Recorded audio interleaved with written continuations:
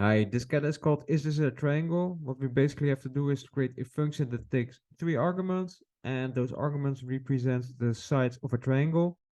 And what we have to do is to return whether they can form a triangle or not. How to go about that?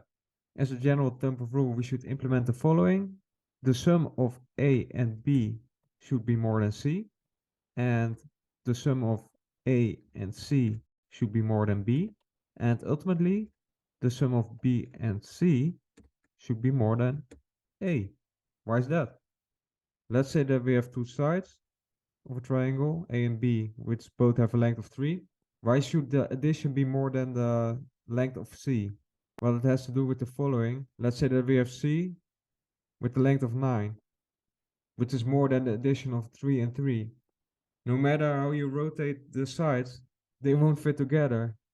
It's not going to happen. Hence, you will have to return false in such a case. If the length would have been 5, for example, then you can slide them together if you rotate them.